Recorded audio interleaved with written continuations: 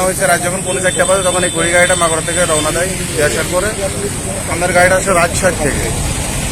তখন আমার গাড়িটার ওভার স্পিডের কারণে ঘড়ি গাড়িটা চাপ দিয়ে ডান পাশের টায়ারে ওর সামনের ডানি পাশের টায়ার বাধায় দেওয়ার ঘটনায় বুড়ো গাড়ির টায়ার এবং ডিফারেন্সিয়াল আউট হয়ে যায় বুড়ো গাড়ি ক্ষতিগ্রস্ত হয়ে গাড়ি পাল্টে যায়। আর ছোট গাড়ি নিয়ন্ত্রণ হারায় এসে এইখানে ঢুকে যায়। সম্পূর্ণ আমার গাড়ির দোষ। আমার ছোট গাড়ি খুব রাত চালানোর কারণে বড় গাড়িটা বিপদে পড়ে।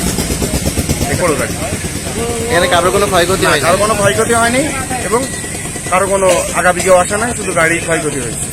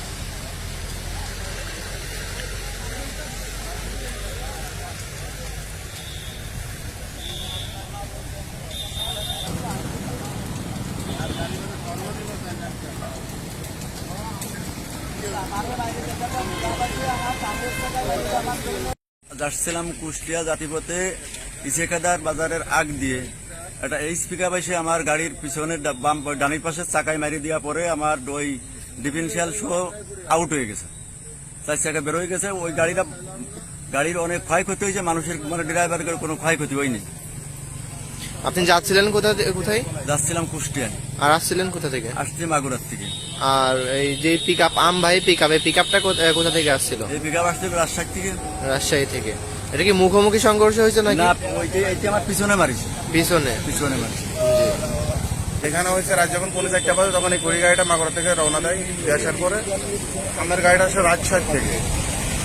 তখন আমার গাড়িটার ওভার স্পিডের কারণে ঘড়ি গাড়িটা চাপ দিয়ে ডান পাশের টায়ারে ওর সামনের ডানি পাশের টায়ার বাধায় দেওয়ার ঘটনায় বুড়ো গাড়ির টায়ার এবং ডিফারেন্সিয়াল আউট হয়ে যায় বুড়ো গাড়ি ক্ষতিগ্রস্ত হয়ে গাড়ি পাল্টে যায়। আর ছোট গাড়ি নিয়ন্ত্রণ হারায় এসে এইখানে ঢুকে যায়।